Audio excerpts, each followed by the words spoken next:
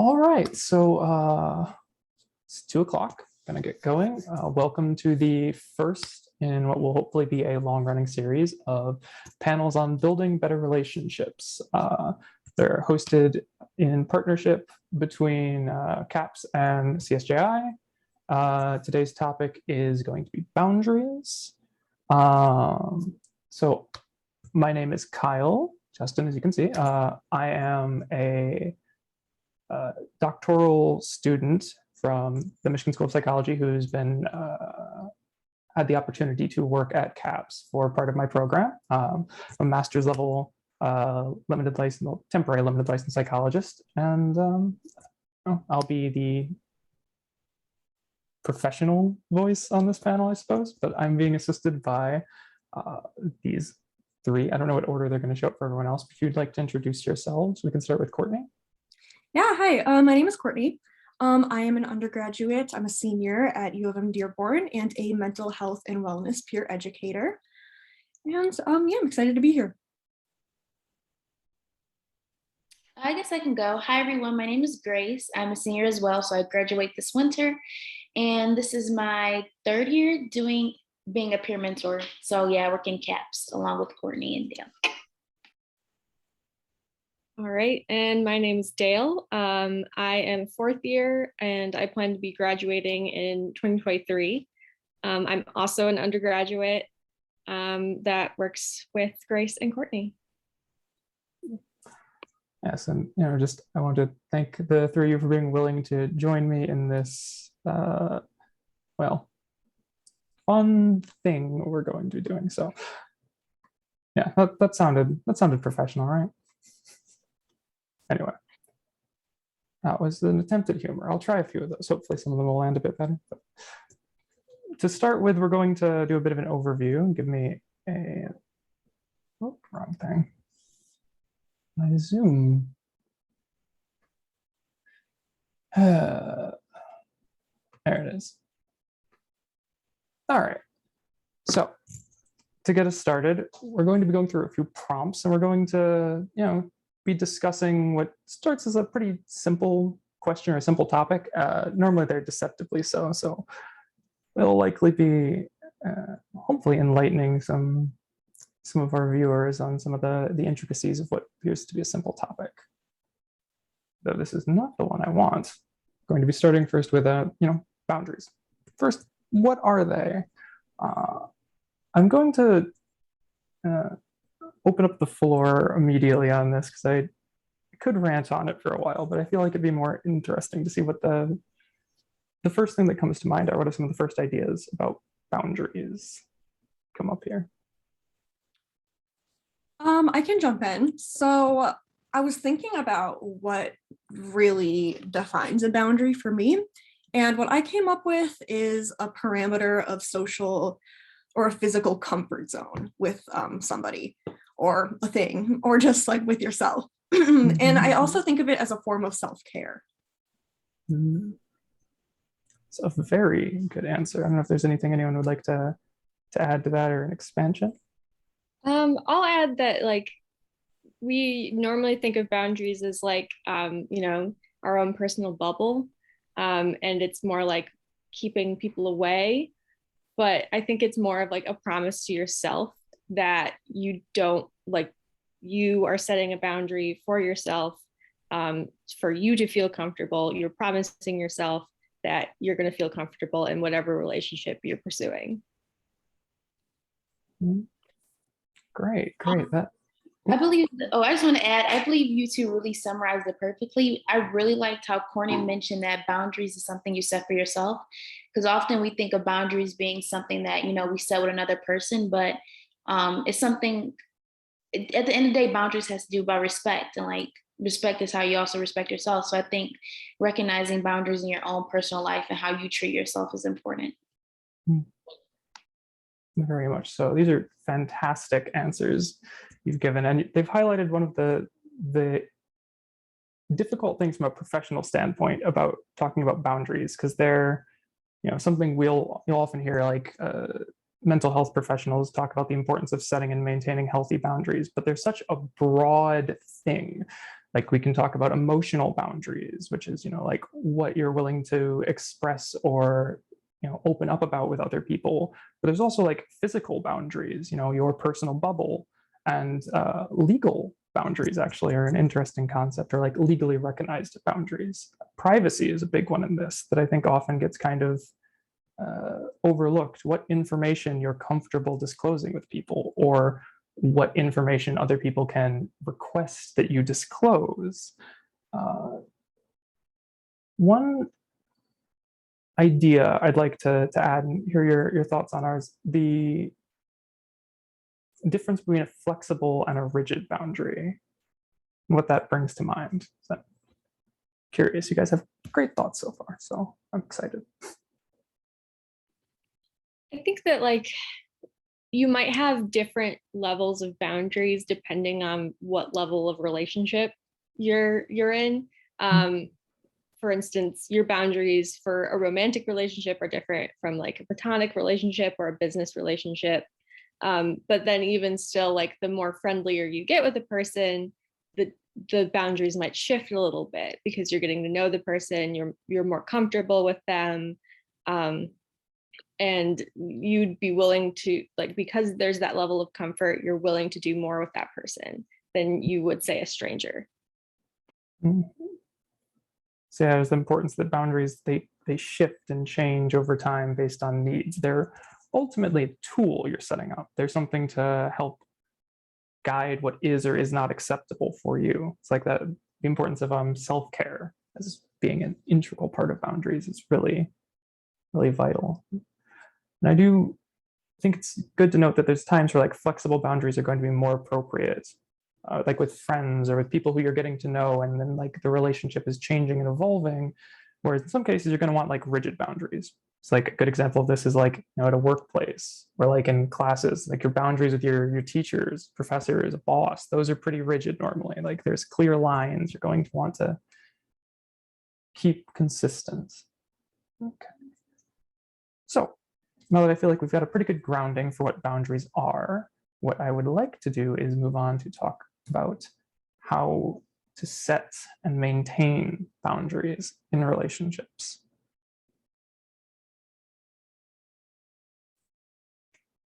Any ideas? For me, with setting boundaries, I ultimately think it depends on like the person you're trying to set boundaries with, or even yourself. Is kind of like a unique thing, and it depends on the situation. But personally, I found being like honest and direct is one of the best ways to set those boundaries, and having proper communication instead of like tiptoeing around the topic. And as far as maintaining boundaries, I would say consistency is key when like trying to maintain them, because if you're trying to tell someone that you need more time to yourself, but you're constantly giving that person all your time, you're not really being consistent, so it doesn't really maintain that boundary. So I would say like consistency is a really key thing when maintaining boundaries. Yeah, I really you cannot understate the importance of consistency here, because while a lot of human communication, doesn't actually occur just in like the words you're saying, but through like tone, through presentation, through body language, and through the actions that follow that up. If someone says something, but then in practice isn't sticking to what they're saying, it can communicate that, well, maybe that's not actually what someone means, which isn't a good, like generally I would recommend if you're trying to be kind, you want to take people's words at face value always, but we can't always rely on everyone being, whether I would use the word kind or more astute. I think for a lot of people, it's not so much a matter of meanness, but a matter of just not quite grasping that there might be that extra meaning, which goes back to like directness. I know a common tendency is people want to set boundaries softly, nicely, with like hints. And I don't know about other people, but like, at least when I was younger, I used to be pretty dense on hints. So I would just miss a lot of like subtle points people were trying to communicate in a way that was, I had to do some personal growth on. And I mention this because there's a lot of people I think are in the same boat. They might not be trying to miss a boundary, but they might just not be getting it if you're a little too subtle for them. I am personally guilty of just trying to drop hints instead of directly communicating the issue. And it really never goes well because you never really get your boundaries set because the other person isn't understanding it because you haven't been clear about it. And so you're not getting what you need. The other person may be confused if you're starting to become like resentful or irritated, even if you don't mean to be, because they keep crossing that boundary that they don't know exists. So I personally think of a boundary, I have a hard time potentially coming off as like rude or mean to other people while setting boundaries. So I tend to think of it as a way to like preserve a relationship. And so thinking about it in terms of like, this is what I need because I care about you, either like as a friend or romantic partner or acquaintance, classmate, whatever. So this is what I need to preserve this relationship so we can both get like what's best out of it. I think another thing is that, especially with rigid boundaries, like avoiding being friends or romantic partners with people who are violating your boundaries before you even meet them. For instance, like if somebody's moral values don't align with your own, I'm not going to continue with a friendship or a relationship or seek that out if that person is already violating that boundary that I set with myself. Or if you think of like triggers that you might have, like I personally don't want to talk about dieting very often. So I'm not going to choose somebody who's a partner who's really into dieting, and I'll just look somewhere else. Yes, the two ideas are here, and they do go together nicely, I think, because it's one component, well, both are components of like coming from, you know, your needs, the value they can provide for you, like being able to recognize where boundaries will be a problem. You know, it's like, okay, if someone's violating a boundary on something small, like I don't want to open myself up to this, but also in like recognizing, and I think like when setting a boundary, being able to say like, I need this for me, to really take it away from like what I think can be read as accusatory or can feel like accusatory. So a big point is just the use of I statements. If you're saying like, as a personal example for me, my wife works third shift. I do not at this point. So after a certain time, I sometimes need to say, hey, like I have clients I'm going to be seeing tomorrow, and I need to be able to get a good night's sleep so I can do an effective job. So like after 11 p.m., like I need you to give me a bit of space so that I can start winding down to go to sleep. You know, framing it in that sense where it's I need this instead of like you need to stop doing this is a lot kinder sounding and feeling for both participants in the conversation. So really, frankly, I think I statements just work in basically any communication, but that would get us a bit outside of the scope for this one. So, you know, come back for later panels. We'll talk more about I statements. Oh, God. Why do I think I'm funny? So, if we, well, I feel like so a few of the points mentioned kind of lean into some of our later prompts. So I don't want to belabor the point too much on this one. We have a few others to get to. I'm going to move us along then.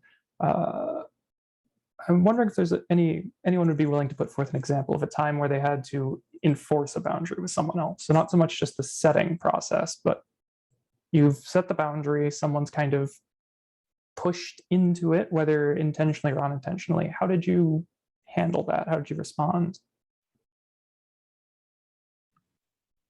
I personally, I'm a very introverted person. So socializing a lot like drains me, especially if I'm like at school or working. And I had this particular friend who would call me spontaneously, but she would like want to talk for like at least a couple hours. And that was very draining to me, especially if I didn't know what was happening. So eventually I just told her like, you know, like, listen, like, I'm telling you this because I love you and I do want to talk to you.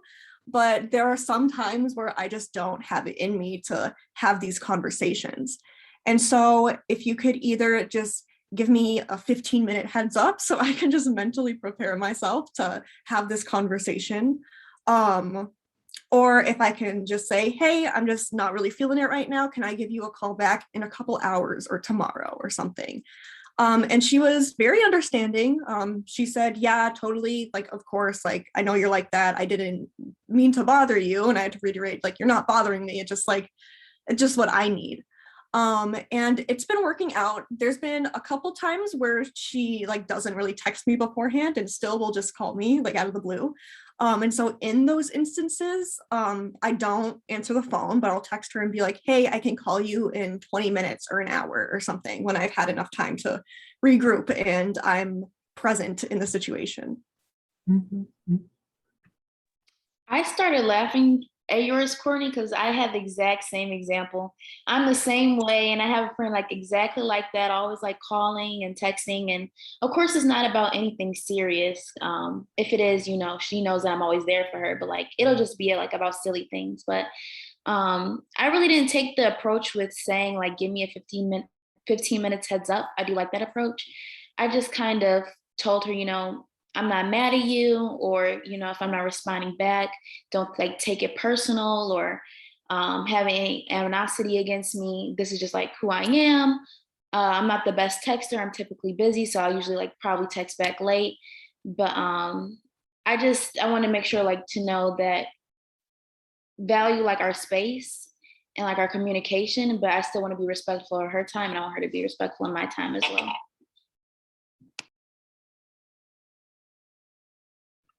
And Gerard just put in the chat, like, what if you don't want to talk later? And I think Grace put it perfectly. Like, it's not about you, it's about me. Just basically just like, please like respect that.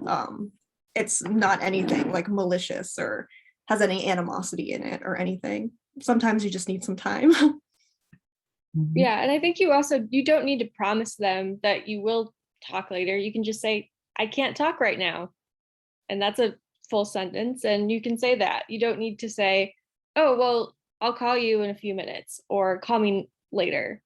Just leave it at that.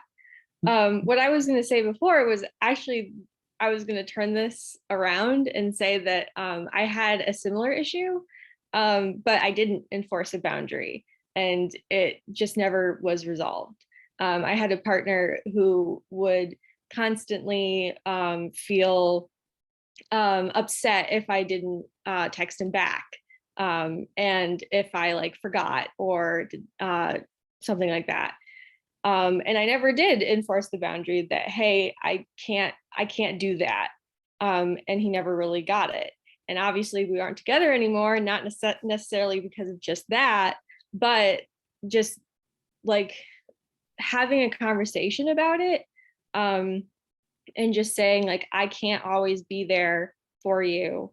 And I still love you, or whatever stage of the relationship you're in. I still care about you. I just can't always be here in this moment. Thank you for sharing that, because I do think this highlights an important element of boundary setting, is that it's often beneficial for both parties in the relationship. For you, it helps you have that boundary for keeping, you know, the space you need to do what you need to do, but it can also help manage anxiety in other people, whether it's a romantic partner or a friend. You ever had someone who gets antsy when they don't get a text back? Being able to, you know, pre-explain effectively, like, hey, if I don't respond, it's not because I'm mad at you. I'm like busy. I have a life. My time is my own. It's not owed to you. I'm choosing to share it because I like you. It can help keep those negative thoughts from spiraling, which I imagine some people can at least relate to the idea of like, someone hasn't responded. Did I do something wrong? Did I make them mad? Like, a lot of times I think boundary violations are not primarily driven by, you know, malice or like even necessarily ignorance, but like a desire for people to feel comfortable themselves. And their solution to that is not appropriate, but is understandable. I think that also brings up a good point of like, if you're, say what we're talking about, if you set a boundary that you can't always be there for a person at the drop of a hat, and that sometimes you can't be there in that moment, that when you are texting someone or reaching out to somebody and they don't text back or call back within a short amount of time, that you don't feel angry at that person, that you respect their boundary as you would yourself, that you would expect them to have the same boundaries as you, if that makes sense.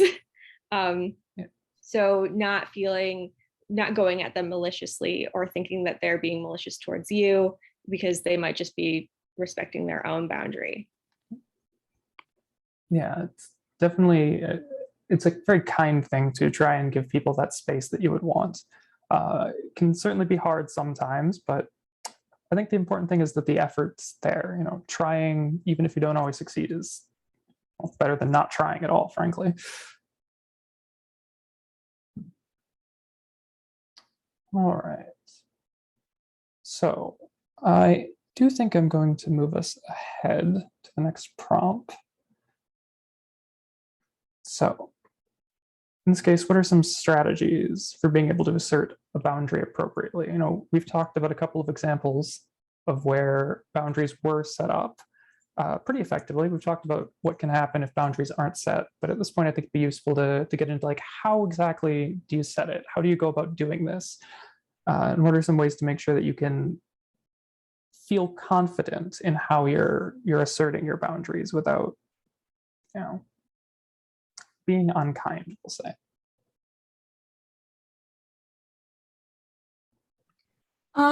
I think that a certain aspect of this is to know that, like, as long as the boundary you're setting is not like hurting or taking away from anyone else, like, you're well within your rights to have that boundary. And so just kind of like not wavering in that, really, because, like, I mean, there have been situations where, like, I've attempted to set a boundary. I mean, like, for example, like what we were just talking about, like not getting a text back right away. Well, if I were to say, well, I can't always be there for you, like at the drop of a hat, whenever you want, and then somebody will come back and say, well, the boundary you're setting is violating one of my boundaries because that makes me uncomfortable. To just kind of know that, like, once again, like, you don't necessarily owe them anything. So to just kind of be confident in what you need and like what that boundary is, and like stay strong and not really falter in it. Yes, thank you for bringing up specifically that point where people can, you know, kind of put emotional hooks out there. You know, it's like, well, this makes me uncomfortable, therefore you should do something for me. And I do think that's an important thing to note, is boundaries are more about like what people can do to you or what you will do for them. Someone saying their boundary requires you to take action, that's a no-no. They're extending their boundary into your space, into who you are, in a way that's inappropriate. So being able to confidently say, like, no, this is a boundary that I'm setting. You can't dictate my behaviors. You know, even when someone is basically guilt tripping a little bit, be the term I'd use. So it's much easier said than done, I think. A lot of times when people are, well, you don't get guilt tripped by people who you aren't close to usually. So it can certainly be a challenge. One point that I like to highlight is whenever worrying about something like this, you're trying to make a decision or wanting to, you know, do something that feels big, is being able to make space for it, to be able to take some time to reflect on it. And that's something that a lot of times you see someone who's like pushing for like an immediate response, or like, well, you have to get back to me like right now. They're not giving you that space to really feel out what you want. That's kind of a small red flag, but it's something that I would note, because usually if someone's doing that, they're pushing boundaries. It's very hard to push boundaries and give people space at the same time. I think it's also important to note that just sometimes you're not compatible with the person. For instance, sometimes you might have a boundary and the other person have a boundary and they do not work together. And then sometimes, like what Courtney said, they might not really understand what boundaries are, or are not really in a place to be in the relationship. So, and that's okay. it's part of asserting boundaries that you do assert them and have there be consequences for when somebody breaks them. I think that's why like the strategy we were talking about in the beginning, the I feel statements are like really powerful. I learned that in ninth grade, and that's something that I just been using ever since in all aspects of my life. But even going like a little further with the I feel statements, not just saying I feel sad or angry, and letting that person know they're stepping your boundaries, letting them know when they do it, and like specific examples, because sometimes you tell someone, they're overstepping your boundaries, but they don't really understand why they're doing it. So just taking it back to like specific examples on when they did it and how that made you feel. And then another strategy that wasn't really talked about is, I would say, like practicing asserting your boundaries. Like even if you just have to like talk to yourself, that's not weird. I talk to myself in my head all the time with things I need to practice with difficult conversations. So keeping that practice and open communication to make sure you're being assertive is really important. Very well said. Both like rehearsing these things, because they're not easy. Like being assertive does not come naturally for a lot of people. And I say assertive because there's a difference between assertion and aggression. Being able to say like, hey, when you do X, it makes me feel uncomfortable. I need you to stop doing that if we're going to still be, hanging around, interacting as we are, whatever the relationship is. That's not an act of aggression. It shouldn't be taken by the other person as like you attacking them. You're stating your needs very clearly. And if they can't tolerate you stating your needs, that's a little bit of a bigger red flag, I'd say. But quite often being able to clearly communicate something, to help provide that space for like, all right, look, here's, I'm laying it out in black and white, like this is what's going on, this is what it's resulting in, this is why I need you to make a change. Often that's enough to at least get the ball rolling on, getting your boundary to be respected. It doesn't always go perfectly, and there's sometimes an area where you need some flexibility, where like what's too much to deal with? Like how many chances does someone get effectively, or like how much improvement do you need to see to continue letting them work towards this? Something, it's going to depend on both the relationship and the boundary in question. Like for instance, in my example, me not getting sleep, it's pretty bad, but it's not the worst thing in the world. If it's like, yes, we've gone 15 minutes over my 11 p.m. boundary, it's something I can remind my wife of, but it's not the end of the world. It's not something we're going to be like, oh yeah, well, this is going to kill the entire thing. All those years gone because of those 15 minutes. Little excessive there.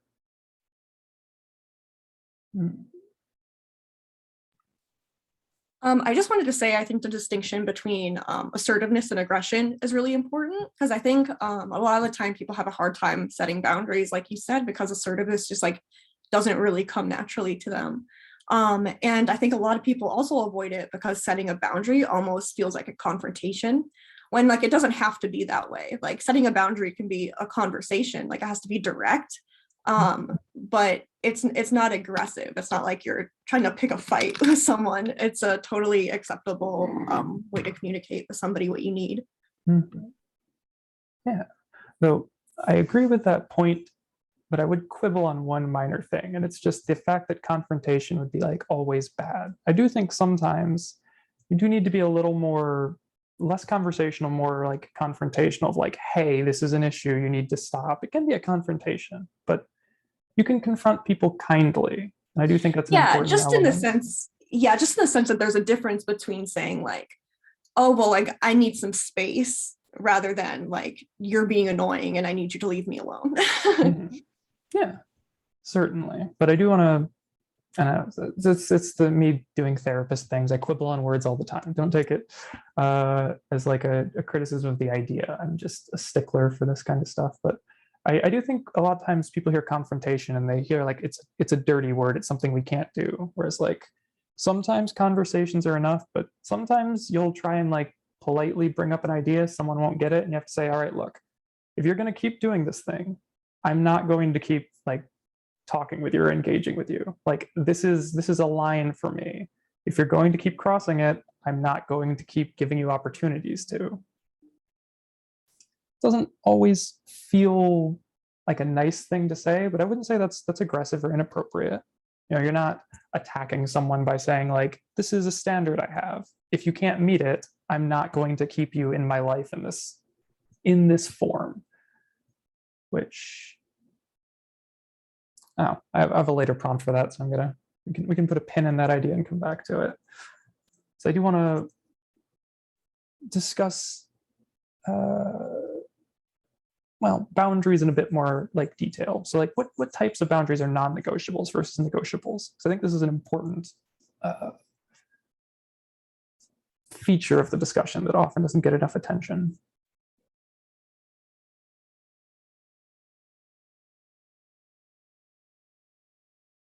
So like for me, one example that I've been pretty consistent on for non-negotiables is like my personal bubble. I do not like physical contact that I have not like okayed of any kind by any person. That's me. I'm a little different. Some people are a little more open with physical contact in certain contexts, but for me, that's kind of a, you know, that's one of my lines in the sand.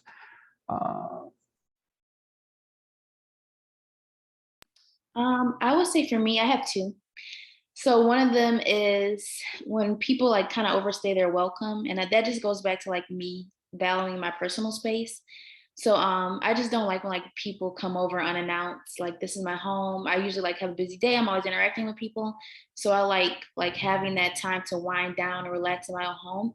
But I always let my friends know, like of course, if it's something they really need to talk about or need help with, I'm always there for them, and that's open door policy. But I do appreciate like if you want to come over, at least give me like a 30-minute warning on when you're going to come over.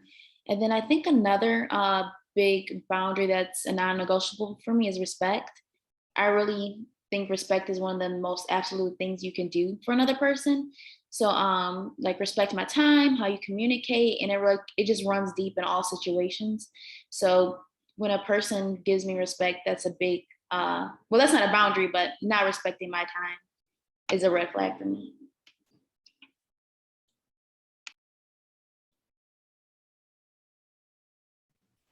For me personally, I was also thinking of just like mutual respect and getting that respect in general.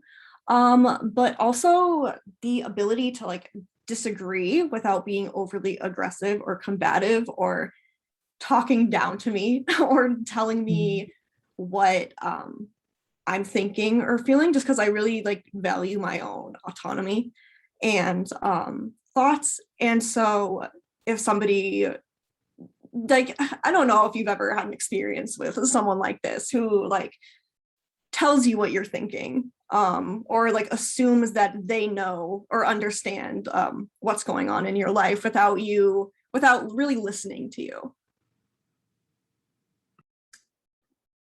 Oh yeah. I guess I was thinking more in terms of like rigid non-negotiable boundaries when you're like first meeting somebody. Like I have quite a few like safety issue type boundaries, like especially in dating. Like I want to have a conversation first before meeting in person, especially right now when there's COVID. So, and with COVID, wanting a person to be vaccinated before meeting them. That's another boundary that I have that's pretty rigid. Or giving out my number to people. I do not give my number out to people. You can follow me on Instagram or something, but you have to build up to that if I'm meeting you for the first time. Yeah, to build on that, there was one of my sisters really enforced on me when I was younger, which is that it was like, don't ask people where they live. Don't do that. That's weird. If they want you to know, they'll tell you. Which something that I certainly internalized. It was a little weird when I found out other people didn't quite have that same level of rigidness around that boundary later on, which I do think highlights that some boundaries, well, there's some that are pretty clearly non-negotiable in general. Like a lot of these are also legally enforced. There's a lot of more nuanced areas where some people are more open to flexibility on some of these, and it's important to, I would say, ask like if this is okay, if you do, step on a boundary on meeting someone early, like, apologize and be able to, be open to repairing that. Like, it happens. It's impossible to avoid stepping on boundaries, even non-negotiable ones sometimes. Just being willing to take responsibility for any unintended crossings and step back appropriately is important as a reparative action.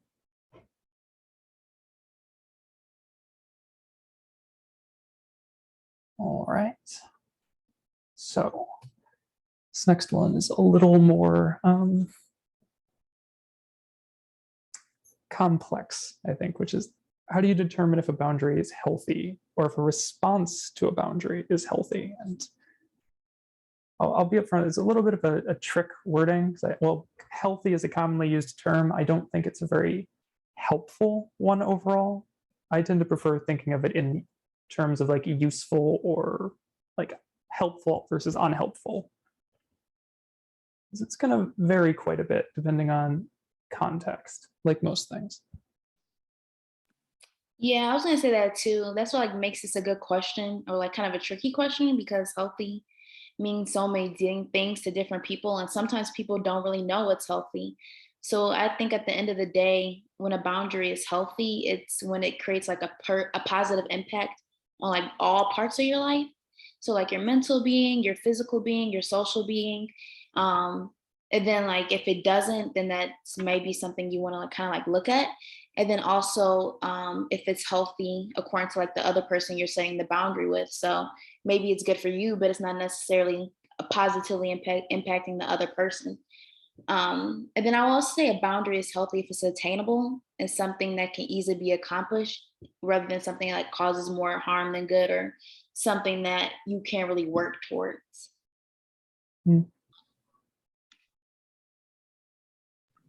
I kind of had the same idea of a relatively healthy boundary. I feel like in a personal sense, or an individual sense, I should say, like a boundary is healthy for you as long as you feel secure in it. And I guess if it's not contributing to anything like avoidance or anything like that. So if you're kind of pushing away and withdrawing, that might be an issue. But in general, if you feel secure in your boundary and if it's not hurting others or hindering others in any way, which was the main point I wanted to get to, then you're well within your rights to have that boundary. Yeah, to build on that, because I do like that point. I'd say you're always within your rights to set a boundary. If it's a boundary that's for yourself, you're not trying to control other people. You can set boundaries wherever you want to set them. But what I think is important to consider is that sometimes those boundaries, like boundaries always are, they're limiting in what can occur. And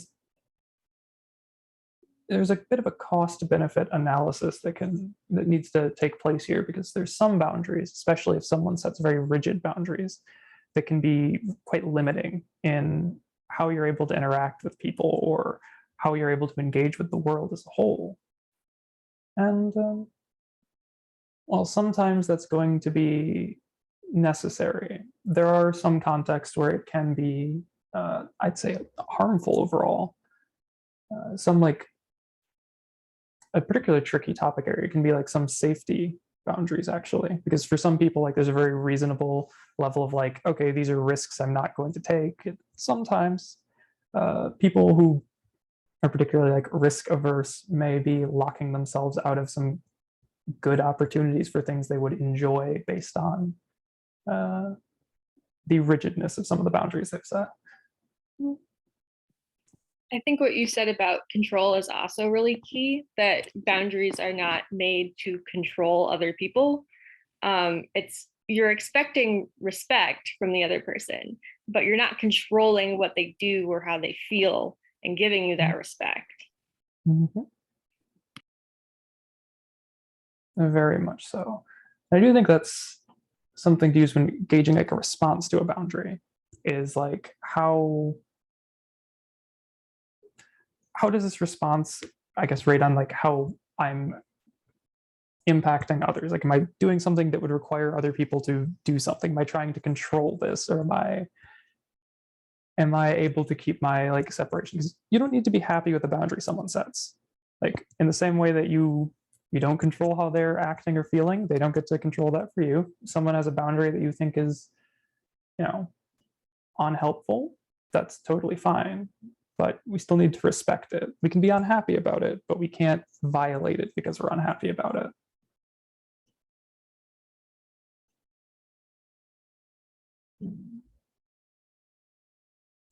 All right. So next prompt. How do you adjust boundaries without removing them?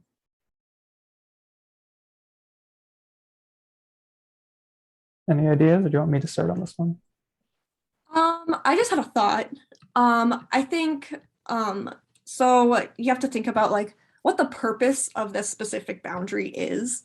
And if there's any other way, if you do need to compromise the boundary or feel you want to compromise the boundary or be more flexible, if there's another way you can get that need met in another more productive way. But that's just a thought. It's a good thought. We like thoughts here. But specifically, yeah, I think considering the purpose of a boundary is vital when looking at adjusting one. Because the end result is what matters here. Like how we get that result, how we have our like safety boundaries, or we are able to like dictate, our output of emotional energy, or like how we're able to keep healthy distance from our like classes or from like a boss, or whatever relationship we're looking at, is to look at like what is our goal and how are we meeting it? Is there another way we could potentially meet this? Like, do we need this level of rigidness, or like, can I adjust this boundary a bit? So with your to use the friend example, like the friend who wants to talk about things that are going on in their life that are difficult or intense and that can require a lot of emotional energy from you. If the goal is being able to like have enough space for yourself, that's going to depend on the context you're in. Maybe if you're going through a particularly rough period with classes, like say it's exam week, and you're just like, I just don't have the bandwidth for this. Being able to say like, hey, preemptively, I'm not going to be available this week for these kind of conversations because I am burnt. That's something that you can do pretty easily that doesn't require the boundary to then stay there. Like you can say after that week, we can go back to what we're doing, or you can say like, hey, maybe I need more space. Maybe I need like weekends to myself. Maybe I need, fill in whatever blank here for what best meets the purpose that your boundary is set for. Yeah, I think those are all really insightful points. I also think just overall being flexible and taking it slow is a really great and beneficial way to adjust boundaries without removing them, because boundaries are something that often can't be changed overnight, or you shouldn't expect them to be changed overnight, depending on what it is. So like just giving yourself some space to realize that you might need to be flexible and take it slow and like recognize mistakes along the way is really important when trying to successfully adjust boundaries without removing them. Yeah, I really like that mention of like, you can take it slow. Boundaries aren't set in a day. Boundaries don't need to be changed in a day. You have, even when it doesn't feel like you have time, quite often you have more time than you think, especially for boundaries, most often come up in long-term relationships if they're going to be considered like for moving or flexibility. Normally you can be pretty rigid with strangers because they're strangers. You're not going to have to deal with them again. So realizing that. And I think that it's important to note that even though you may have lifted a boundary for one person, you still had a boundary and you still have boundaries with strangers. It's just that this person might have more seniority, or you have more feelings about this person than strangers. And so they've sort of graduated in the area of relationships with your life. You still have this same boundary for strangers, but they've just sort of passed that point in the relationship. Mm-hmm. Yeah, that's a good way to put it. I like the word graduated in that context. Yeah, because you you don't have to treat everyone the same in this way. Like boundaries are individualized because that's, every person, every relationship is unique, and there's going to be different needs that are being met there. Context matters, as we like to say in the biz. All right. So I've referenced a later prompt that I felt we were going to come back to for a while, and this is the one where a lot of those points we were hitting on. I wanted to wait for this. So, how do you manage boundaries with an individual who's acting in bad faith? And bad faith is kind of a vague phrase, but it's because there's a lot of ways someone can act in bad faith. It's someone who is pushing boundaries, violating boundaries, or like refusing to provide that respect in a pretty consistent way. Sometimes that can be really big, really obvious. Sometimes it can be a lot more subtle. And in these contexts, how do we manage interacting with these individuals? Like, what are the options on the table? I think it's important to evaluate the relationship with this person and figure out what am I gaining from this relationship? Like, am I only feeling drained by like them constantly crossing these boundaries or disregarding these boundaries? I think it can be a little more difficult, especially if it's like a work relationship, obviously. That gets a little trickier if you have like a boss that's crossing boundaries. But in general, for like friends and stuff, I think you need to evaluate if it's worth it to keep being disregarded, essentially. Because I know it can be difficult, especially like with friends that maybe you've known for a long time. And so maybe the relationship is based off of just the fact that you've already been friends for so long that you haven't really thought about if it makes sense that this relationship is working for you. Yeah, I do think being able to like basically cut things off if it's not worth it, which,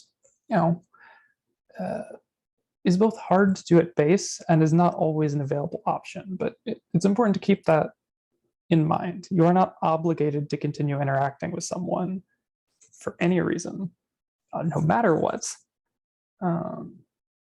And you need to be able to exercise that freedom.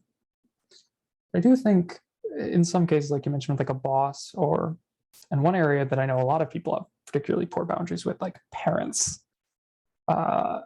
It's a little harder to do that for a lot of real world factors. Like there's economic considerations, there's like living space, there are just some elements that are either literally unavoidable or are just not necessarily worth cutting someone out entirely. Like trying to cut out a family member can be hard if you don't want to cut out everyone, depending on your family. So what in those situations? I think that there's different levels of cutting people off. Like you don't have to say, I'm never talking to you again. I'm never seeing you again. I'm cutting off you and everyone you know. For instance, at a job or with your parents, that might not be completely feasible because of your living situation, financial, and you just the way it is. But you don't have to share everything with that person. You can just share the bare minimum with that person, have the bare minimum of conversations when you need to, and just sort of enforce that boundary as much as possible without cutting them completely off. Yeah, and that really is like the long and short of it is like, even with an individual who's doing things like this, you have a lot more flexibility in how, boundaries individually are adjusted. Or like, for someone, it might be like, I won't talk about this particular thing with you. Like, you're fine outside of this. Like, I imagine a lot of you have friends or you're like, friends or acquaintances, people you spend time with. It's like, they're generally cool. And then this one thing comes up and it's like, oh my God, it's just the worst. And like sometimes with those types of relationships, it's just being able to say like, I am not going to engage with this. This is this is a line here. We can talk about other things. We can like work together. But as soon as this comes up, like, I am not going to continue engaging with you. I am going to drop this, and that's where we're at. That how well that works does vary, and this is one of the difficulties with boundaries, as we've been alluding to throughout this conversation. Like, boundaries don't control other people, but that's kind of a double-edged sword. There are sometimes you'll set a boundary and someone's response will be like, I don't care. I'm going to just continue doing this thing anyway. And in that case, that's generally where I think you need to, create more space or minimize the chances for these boundary violations. That's not always something we can possibly do. I know one example that can come to mind is like if you're living at home and your parents want to know about like how school's going, and that might just be something that's particularly triggering, or like you just don't want to open up that can of worms with them. Like, being able to minimize the amount of information given out to maintain that privacy boundary there can be a bit of a balancing act with people who aren't necessarily going to just let it stop as like good or okay, or something more nondescript. I don't want to like force anyone to divulge personal details on that, because that can be a particularly touchy topic. But I don't know if there's any like instances that anyone would be comfortable talking about where not so much the details, but like how they've put up boundaries in these difficult circumstances or maintained boundaries.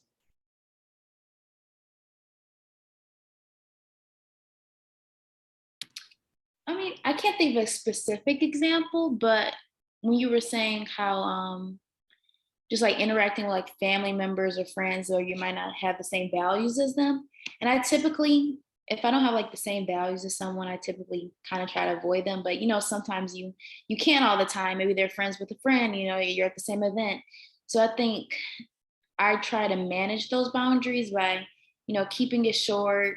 I'm not going to tell you like a lot of things about my life. I'm gonna keep it real sweet, small talk.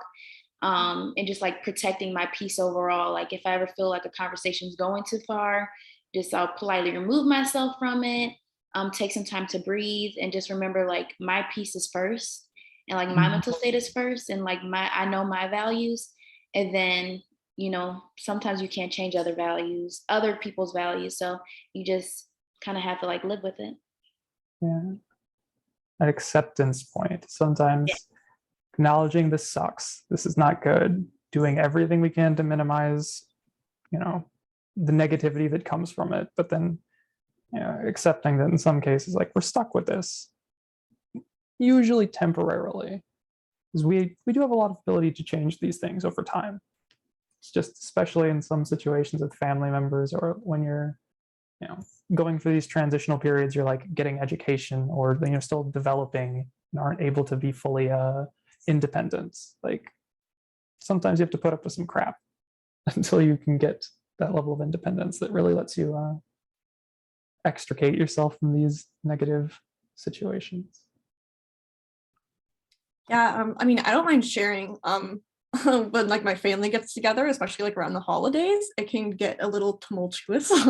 And so I mean, I was, especially this past holiday, I was anxious about the whole situation. And so I just said to myself, like, if things go smoothly, like fine, but I'm gonna say, like, if things get out of hand or too choppy, like if we can't all get along, like I have my own apartment, I am just going to leave and extract myself from the situation so I don't have to deal with it.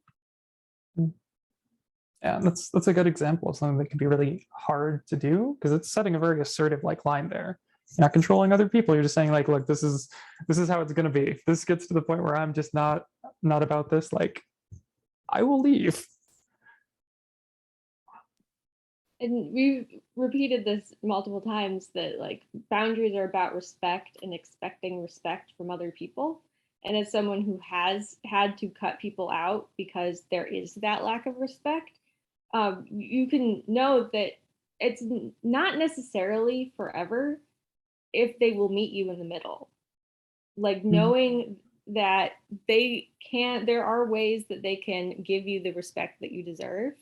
And if you want to meet them in the middle, that you can repair that relationship.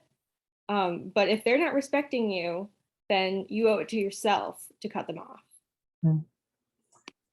Yeah, I do like, especially at the point where if you choose to open that door back up, because there are,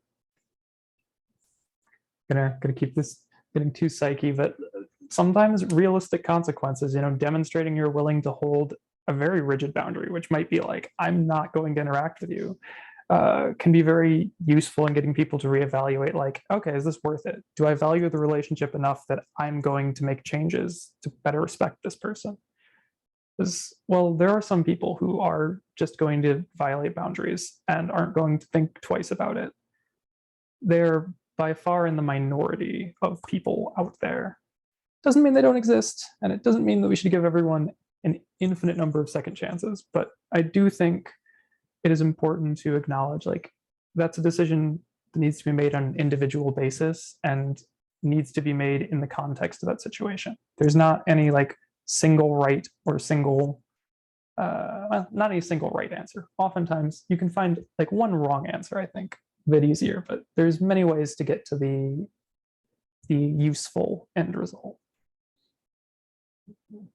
So I'm noticing our time, which is, well, we're at the end of our prompts anyway, but we've got about 4 minutes left. I want to open up the floor if there's any final thoughts anyone here has, or any insights someone would like to share that popped into their mind.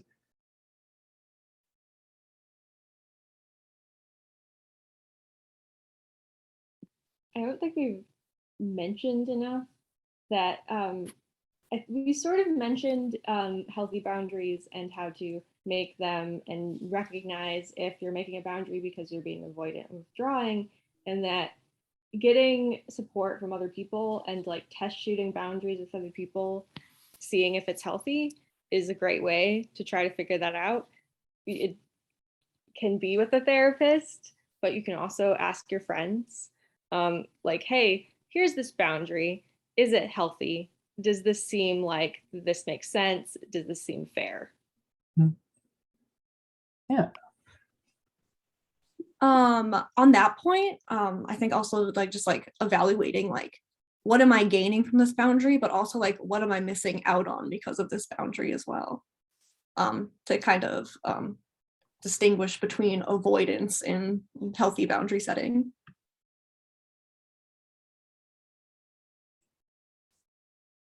Yeah, I think that is a very good point. I really do like acknowledging that you can always talk about these things. You can seek out a third party's opinion if you're not sure.